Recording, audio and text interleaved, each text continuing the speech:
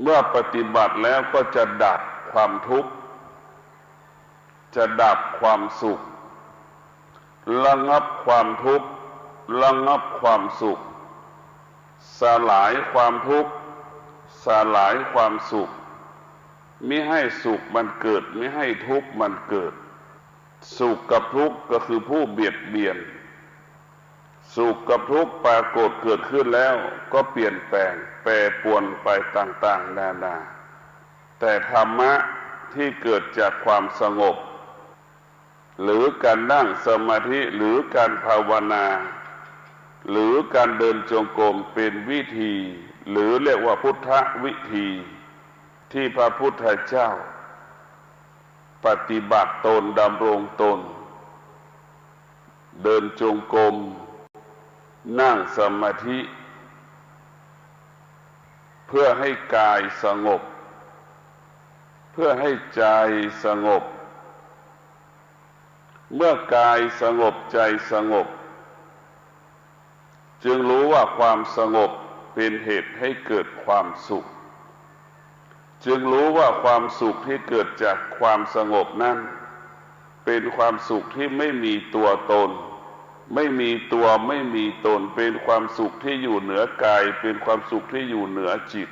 เป็นความสุขที่อยู่เหนือกายเป็นความสุขที่อยู่เหนือจิตเพราะฉะนั้นความสุขที่เกิดจากการนั่งสมาธิเป็นความสุขที่ถูกกลั่นกรองความสุขที่ถูกคัดแยกเอาอกุศลทั้งปวงออกไปจากธรรมแยกแยะสิ่งที่เป็นกิเลสแยกแยะสิ่งที่เป็นความโลภความโกรธความหลงแยกแยะสิ่งที่เป็นราคะแยกแยะสิ่งที่เป็นตัณหาแยกแยะสิ่งที่บ่อนทำลายสิ่งที่เป็นกิเลสทำลายหมดสิ้นการภาวนาก็คือการพิจารณาเอาสิ่งที่เป็นอกุศลออกไปจากกายของเราเช่นเราภาวนาแล้วกำหนดลมหายใจเข้าออกครบ30 นาทีเราก็หยุดการกำหนดลมหายใจเข้าออกนอกนั้นเราก็ใช้อารมณ์ของสมาธิที่เรานั่งสมาธิไปพิจารณาปัญหาต่างๆที่มันปรากฏขึ้นกับชีวิตของเราปัญหาต่างๆที่มันปรากฏเกิดขึ้นในการนั่งสมาธิก็ดีในชีวิตประจำวันก็ดีเช่นความสุขที่มันเกิดขึ้นทุกชั่วโมงความทุกข์เกิดขึ้นทุกชั่วโมงความพอใจเกิดขึ้นทุกชั่วโมงความไม่พอใจเกิดขึ้นทุกชั่วโมงเราจะพิจารณาสิ่งเหล่านี้แล้วก็แก้ไขสิ่งเหล่านี้ไม่ให้มันเกิดขึ้นอีกถึงแม้มันจะเกิดขึ้นให้เรารู้มันรู้เราไม่ต้อนรับมันรู้แล้วเราอยู่เหนือมันให้เรารู้มันว่ามันเป็นอนิจจังทุกขังอนัตตาอารมณ์ที่เรานั่งสมาธิเสร็จแล้วเนี่ยเราเอาอารมณ์สมาธิมาพิจารณาเวทนาก็ดีพิจารณาอุปาทานที่เรายึดติดยึดมั่นก็ดีพิจารณาสิ่งที่มันปรากฏขึ้นที่กายที่ใจของเราได้แก่ความเจ็บความปวดความทุกข์ความทรมานความลำบากทางกายทางใจเราก็เอาอารมณ์ที่เรานั่งสมาธิเสร็จเรียบร้อยเอาอารมณ์สมาธิไปพิจารณานั่งดูพิจารณาดูเหมือนเราคัดแยกขยะเหมือนเราคัดแยกข้าวเปลือกที่อยู่ในกองข้าวสารมันมีจำนวนมากแต่มีข้าวเปลือกจำนวนน้อยแล้วก็นั่งเก็บข้าวเปลือกออกจากกองข้าวเม็ดข้าวสารคัดข้าวเปลือกออกเป็นสิ่งแปดปองเอาออกจากข้าวสารข้าวเปลือกก็เปรียบเสมือนความโลภความโกรธความหลงข้าวเปลือกก็เปรียบเสมือนราคะตัณหาทั้งปวงเราก็คัดออกเก็บออกจากในกลุ่มข้าวเปลือกในกลุ่มข้าวสารคัดข้าวเปลือกออกเลยจนถึงที่สุดในกองที่ข้าวสารมีอยู่นั้นปราศจาก ข้าวเปลือกเม็ดข้าวที่มันเป็นเม็ดสีแล้วมันไม่แตกเป็นเม็ดข้าวมันยังสภาพของเม็ดข้าวเราก็เอาออกเราพิจารณาใช้อารมณ์ของการนั่งสมาธิแต่ขณะที่เรานั่งสมาธินั้นเราไม่ควรคิดแต่ส่วนมากมันจะคิด 90% ผู้นั่งสมาธิแล้วก็ใช้การนั่งสมาธิพิจารณานี่ก็คือผิดหลักการนั่งสมาธิการนั่งสมาธิหน้าที่ของจิตก็คือกำหนดลมหายใจเข้ากำหนดลมหายใจออกรู้หายใจเข้ารู้ลมหายใจออกอันนั้นคือหลักของการนั่งสมาธิเพียงที่พูดถึงก็คือเมื่อเราออกจากสมาธิแล้วครบ30 นาทีแล้วนั่นแหละคือเราค่อยพิจารณาเอาอารมณ์ของสมาธิที่เราภาวนาอยู่พิจารณาไปเรื่อยๆเหมือนที่บอกว่าในข้าวสารน่ะมันจะมีข้าวเปลือกแล้วก็คัดออกข้าวเปลือกก็คือกิเลสตัณหาราคะความโลภความโกรธความหลงเอาออกไปจากกายจากใจของเราพวกเราทั้งหลายเราเกิดมาแล้วต้องได้พิจารณาชีวิตเราจะต้องแก้ไขปัญหาที่มันเกิดขึ้นกับชีวิตของเราและเราจะต้องพิจารณาว่าทำไมชีวิตของเราจึงไม่มีความสุขมีทรัพย์แล้วก็ไม่มีความสุขมีบ้านอยู่ก็ไม่มีความสุขชีวิตอุดมสมบูรณ์ไปด้วยทรัพย์สมบัติปัจจัย4ชีวิตก็ไม่มีความสุขเพราะกายไม่สงบใจไม่สงบเราพิจารณาได้ว่ากายไม่สงบใจไม่สงบมันจึงไม่เกิดความสุขปัจจัย4หรือมากกว่าปัจจัย4เป็นเพียงเครื่องมืออำนวยความสะดวกในการดำรงชีวิตประจำวันของเราเท่านั้นสิ่งที่ยิ่งใหญ่เหนือกว่าปัจจัย4ก็คือได้แก่สมาธิหรือความสงบเมื่อเรามีความสงบแล้วกายเราสงบใจเราสงบมันจึงเกิดคำว่าความสุขความสุขปราศจากวัตถุสิ่งของความสุขปราศจากตัวตนคนเขาความสุขเกิดปราศจากกฎเกณฑ์กติกาเป็นความสุขที่เกิดจากการนั่งสมาธิฝึกกายฝึกใจแล้วจนถึงที่สุดเราก็รู้ว่ามันสงบก็คือความสุขแต่เรากลับไปแสวงหาความสุขเกิดจากวัตถุสิ่งของต่างๆเรากลับไปแสวงหาความสุขเกิดจากประเพณีวัฒนธรรมทางสังคมเราไม่ได้แสวงหาความสุขเกิดจากการนั่งสมาธิเราไม่ได้แสวงหาความสุขเกิดจากการภาวนาเราไม่ได้แสวงหาความสุขเกิดจากปัญญาเราไปติดไปยึดกับวัตถุสิ่งของตัวตนชีวิตเราจึงมีความสุขเพราะเราอยู่แสวงหาสมาธิจากความสุขเกิดจากสมาธิจะเกิดแบบที่เรารู้ได้ตัวเราเองไม่มีใครจะรู้ได้ความสุขที่เรารู้อยู่ทุกวันนี้ความสุขที่มีโทษความสุขที่ให้โทษกับชีวิตของเราถ้าความสุขเกิดจากการนั่งสมาธิเป็นความสุขที่ปราศจากโทษเป็นความสุขที่เกิดประโยชน์คุณประโยชน์ต่อชีวิตของเราความสุขที่ชาวโลกเป็นอยู่ณปัจจุบันเป็นความสุขที่ทำลายชีวิตบ่อนทำลายชีวิตบ่อนทำลายทรัพย์สมบัติของตนเองเพราะฉะนั้นพวกเราทั้งหลายสุขได้เมื่อเข้าใจสุขได้เมื่อเข้าใจทุกข์ได้เมื่อไม่เข้าใจทุกข์ได้เมื่อไม่เข้าใจยามใดจิตใจเราเข้าใจจิตใจเราก็สงบสุขยามใดจิตใจเราไม่สงบ จิตใจเราก็เป็นทุกข์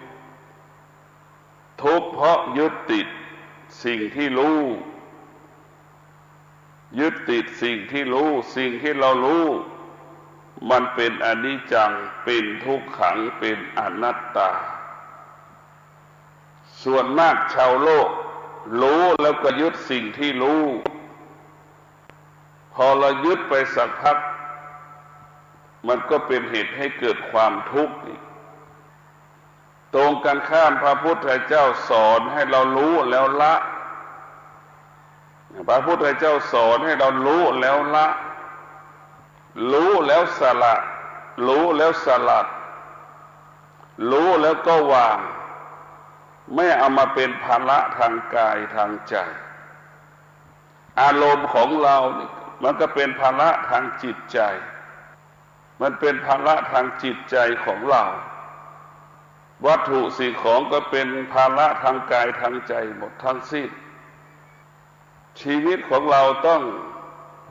พิจารณาแก้ไขชีวิตด้วยปัญญาแก้ไขชีวิตด้วยปัญญาเมื่อเราเกิดปัญญาเราจึงรู้ว่าตนแลเป็นที่พึ่งแห่งตนเป็นสิ่งที่ดีเป็นสิ่งที่ประเสริฐเป็นสิ่งที่มีคุณค่าชีวิตเราจะมีคุณค่าชีวิตเราจะมีความหมายได้ชีวิตเราจะสงบได้ก็คือตนแลเป็นที่พึ่งแห่งตนโดยความเป็นจริงสามีภรรยาลูกปู่ย่าตายายอยู่กับเราแค่บางเวลาเราอยู่กับเขาก็แค่บางเวลาแต่ธรรมะของพุทธเจ้าอยู่กับเราตลอดเวลาก็คือตน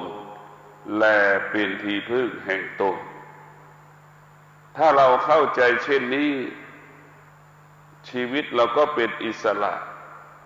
ตนแลเป็นที่พึ่งแห่งตนเท่ากับพระพุทธเจ้าสอนให้เราไปไม่ยึดติดไม่ให้เราไปยึดติดทางกายทางใจของตนเองไม่ให้ยึดติดสิ่งที่ปรากฏขึ้นที่ตาคือรูปไม่ยึดติดสิ่งที่ปรากฏขึ้นที่หูคือเสียงไม่ยึดติดในกลิ่นที่ปรากฏขึ้นกับจมูกไม่ยึดติดในสิ่งที่เป็นรสชาติเกิดขึ้นกับลิ้นไม่ยึดติดที่มือสัมผัสถูกต้องโผฏฐัพพะทั้งปวงเราจะไม่ยึดติดเมื่อเรายึดติดก็เป็นเหตุให้เกิดความทุกข์สิ่งเหล่านี้มันก็เป็นอนิจจังทุกขังอนัตตาการยึดติดการยึดมั่นมันจึงเป็นเหตุให้เกิดคำว่าความทุกข์เป็นเหตุให้เกิดคำว่าความทุกข์หากเราละเราสละและวางพันธะทางจิตใจทางกายทางใจได้ละอารมณ์ได้ละทางอารมณ์ที่เกิดขึ้นที่กายที่ใจได้เราก็สงบสุขส่วนมากเราจะละไม่ได้ทางกายทางใจเอามาเป็นพันธะทางกายทางใจอยู่ตลอดเวลาเสื้อผ้าที่เราใส่อารมณ์ที่มันปรากฏเรายังละไม่ได้ฆ่ามันไม่ได้เราจะเป็นต้องฆ่ามันเราจะเป็นต้องทำลายมันมิให้มันเกิดขึ้นทุกวันมันเกิดขึ้นทุกชั่วโมงมันเกิดขึ้นทุกชั่วโมงเราจะต้องฆ่าสิ่งที่มันปรากฏขึ้นกับชีวิตของเราซ้ำๆโดยเฉพาะทางจิตใจคนนี้ทำไมเราหงุดหงิดทุกวันทำไมเราไม่พอใจทุกวันเราก็พิจารณาว่าเด็ก6 ขวบมันก็เกิดโมโหหงุดหงิดผู้แก่ผู้เฒ่า60 70 80ก็เกิดอาการเหมือนเด็กมันก็บ่งบอกถึงการไม่พัฒนาจิตเราก็เหมือนกันหมดเหมือนเด็ก6 ขวบกับเด็กกับผู้เฒ่าผู้แก่60 70 80อายุมันก็ไม่ต่างกันเลยบุคคลที่ฝึกจิตบุคคลที่ฝึกกายจะระงับความรู้สึก ปรากฏขึ้นที่จิตก็ดีที่ใจก็ดีที่กายก็ดีจะระงับความรู้สึกควบคุมความรู้สึกเพราะมีสติรู้ตลอดเวลามีสติรู้สิ่งใดที่เป็นอกุศลก็กำจัดสิ่งใดที่เป็นกุศลก็รักษาไว้ต้อนรับสิ่งที่เป็นกุศลสิ่งใดที่เป็นอธรรมเราก็กำจัดทำลายให้หมดสิ้นไปจากกายจากใจสิ่งใดที่เป็นธรรมแล้วก็น้อมนำมาสู่กายสู่ใจของเราธรรมะของพระพุทธเจ้าหรือวิชาที่พระพุทธเจ้าสอนคนทั้งโลกอยู่2 วิชาเท่านั้นที่เป็นหลักโดดเด่นที่สุดก็คือสมถกรรมฐานระงับยุติให้กายสงบอันที่2ก็คือพระวิปัสสนากรรมฐานให้จิตเรารู้แจ้งรู้จริงรู้ตามความเป็นจริงรู้ลึกรู้กว้างรู้ไกลรู้เมื่อเรารู้ตัวรู้ก็คือตัวปัญญา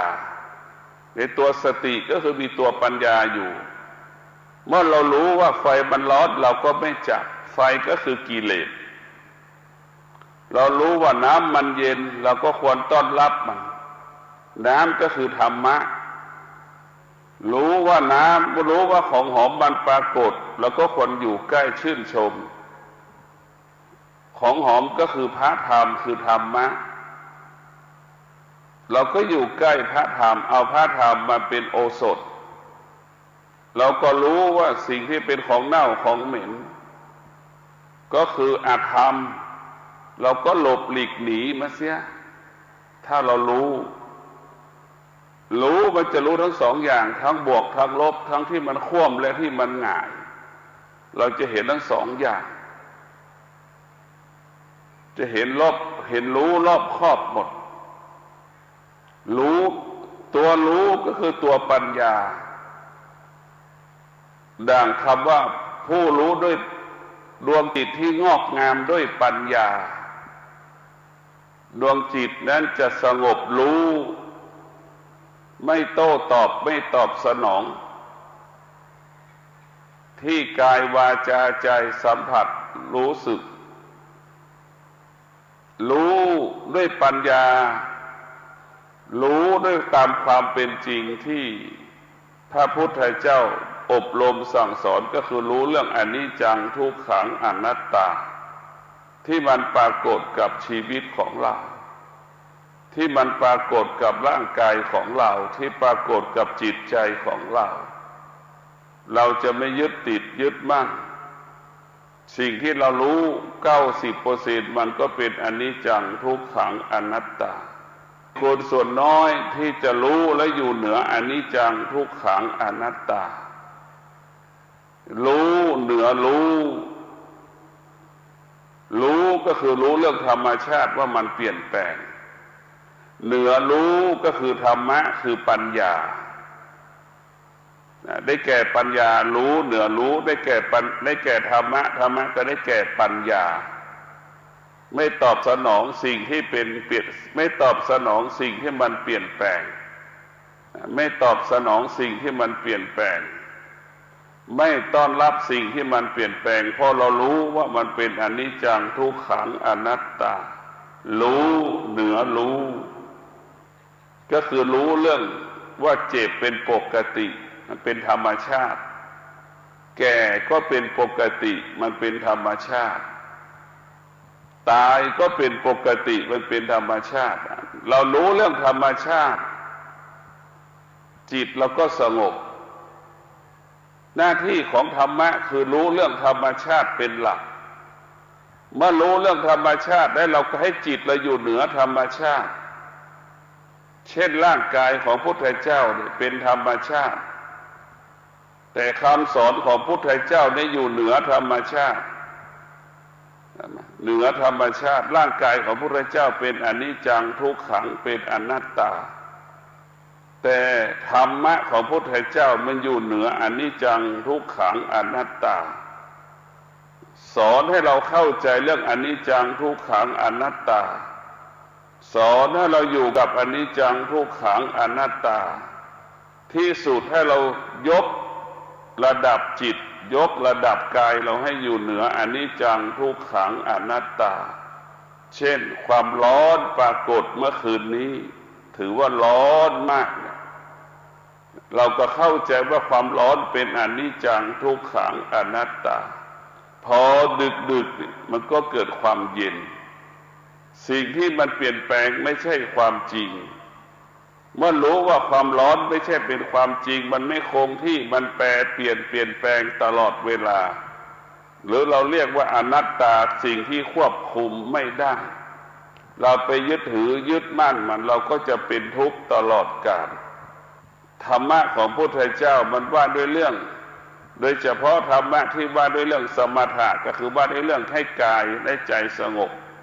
วิปัสสนานั้นก็ว่าด้วยเรื่องให้จิตของเรานั้นรู้ความจริงของโลก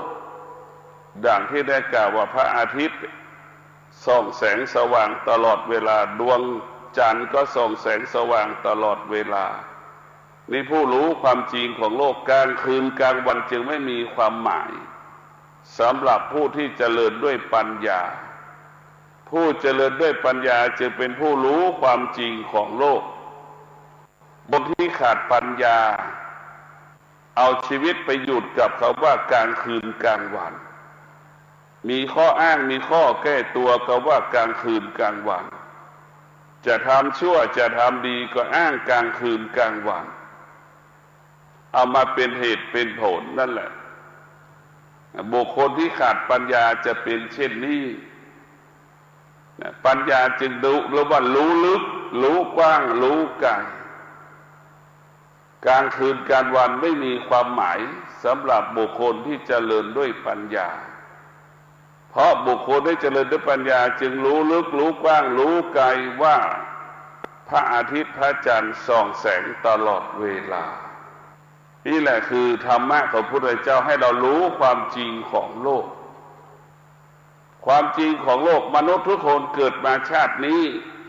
ก็แสวงหาความจริงให้กับชีวิตตนเองความจริงที่พระพุทธเจ้าค้นพบก็ได้แก่ศีลสมาธิปัญญามันเป็นความจริงของชีวิตทุกชีวิตที่เกิดมาตกอยู่ภายใต้อำนาจศีลสมาธิปัญญาศีลสมาธิปัญญาเนี่ยมันเกิดมามันก็อยู่กับร่างกายของเราอยู่ในร่างกายของเราศีลสมาธิปัญญามันอยู่กับอยู่ในร่างกายของเรา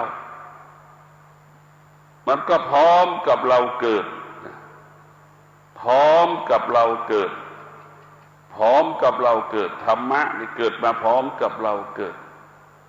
ความชั่วก็เช่นเดียวกันมันก็เกิดพร้อมกับเราเกิดเพียงแต่เราเกิดแล้วเราได้พิจารณาว่าสิ่งไหนที่มันทำลายเราเรียกว่าอาธรรมอกุศลเราก็กำจัดออกไปสิ่งใดที่มันปกป้องคุ้มครองรักษาชีวิตเราเรียกว่าธรรมะเราก็น้อมนำเอาธรรมะมาสู่กายสู่ใจเอาธรรมะมาเป็นหลักปฏิบัติธรรมะก็คือพระสมถกรรมฐานธรรมะก็คือพระวิปัสสนากรรมฐานเป็นวิชาที่สำคัญที่สุดของพระพุทธเจ้าและเป็นวิชาที่พิสูจน์คำสอนของพระพุทธเจ้าเป็นวิชาที่ประเสริฐที่สุดก็คือสมถกรรมฐานและวิปัสสนากรรมฐานจึงคงอยู่บนโลกใบนี้วิชาอื่นๆนั้นเปลี่ยนแปลงแต่วิชาสมถกรรมฐานวิชาวิปัสสนากรรมฐานนั้นไม่เปลี่ยนแปลงคงอยู่เป็นอยู่บนโลกใบนี้ท่านทั้งหลาย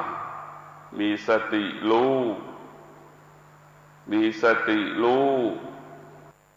ว่าเรากำลังมีหน้าที่ที่ต้องทำมีสติรู้ว่าขณะนี้เราปฏิบัติหน้าที่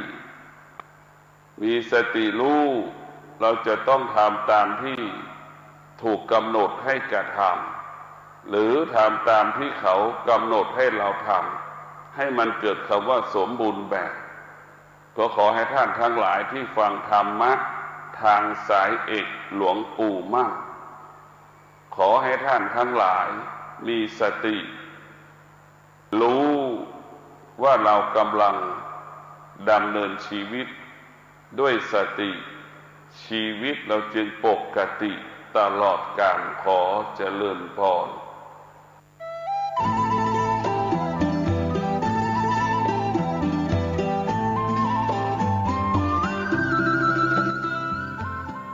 ข่าวสารเพื่อการประชาสัมพันธ์ด้วยพลังพุทธานุภาพธรรมานุภาพสังฆานุภาพเทวานุภาพนาคานุภาพแห่งบรมครูครูบาอาจารย์ปู่ฤาษี108เจ้าภาพสร้างหล่อปั้นพระพุทธรูปพระเจ้าทันใจโดยมีคุณแม่ชีพจนาพรวิศรีวรพัฒน์นางสาวสุนทรีวิศรีปัตย์นางสาวยานทัศน์วิศรีปัตย์พร้อมครอบครัววิศรีวรพัฒน์ครอบครัววิศรีปัตย์เชิญร่วมเป็นเจ้าภาพหล่อปั้นบรรจุหัวใจนามพระพุทธรูปพระพุทธสถิตพจนาพรณ์วันอาทิตย์ที่7พฤษภาคมพุทธศักราช2566พิธีเริ่มเวลา 9:09 น.ร่วมสร้างบุญได้ตั้งแต่วันนี้เป็นต้นไปติดต่อสอบถามร่วมบุญได้ที่พระครูสถิตพุราธรเจ้าอาวาสวัดสันขยอมอำเภอสันทรายจังหวัดเชียงใหม่0806849835และที่พระครูประหลัดกิติพงศ์กิติโสพโนด็อกเตอร์ผู้ช่วยเจ้าอาวาสวัดสันขยอม0962629694เชิญท่านร่วมบุญร่วมกุศลในคราวครั้งนี้โดยพร้อมเพรียงกัน